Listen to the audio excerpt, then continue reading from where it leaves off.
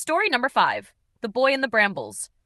In the orchard, where the breeze carried the scent of thyme and soft petals drifted like quiet wishes, something unusual had begun to happen.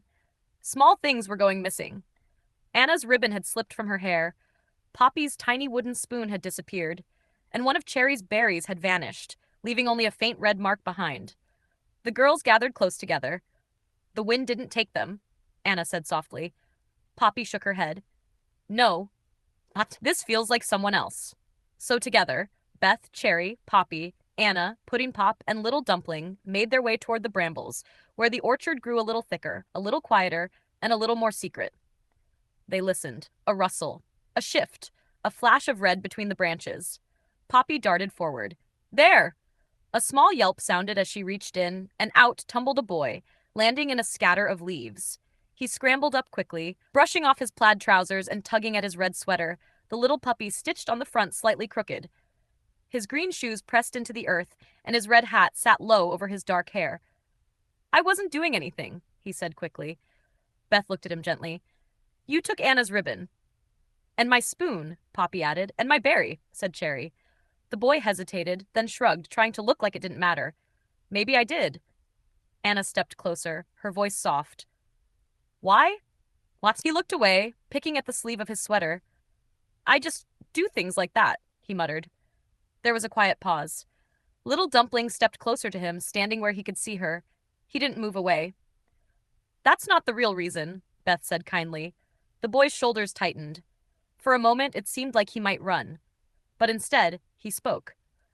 Where I came from, they didn't want me there, he said quietly. I tried to be fun. I tried to make them laugh.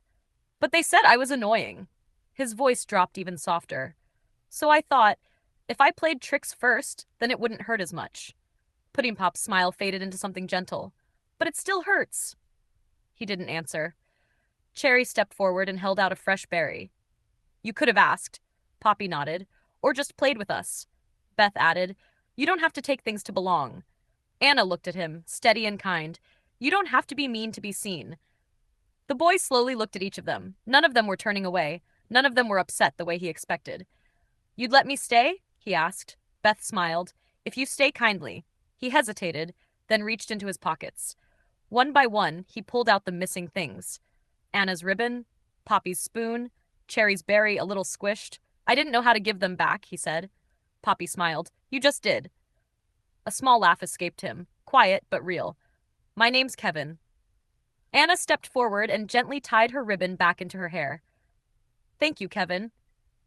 Cherry placed the fresh berry into his hand. Puddin' Pop gave a tiny twirl. Now you can stay with us. Little Dumpling stepped closer and stood beside him. Close enough that he didn't feel alone. Kevin looked down at the little puppy on his sweater, then back at the girls. For the first time, he didn't feel like he had to hide. Not in the brambles. Not anywhere. Because in the orchard, he already belonged.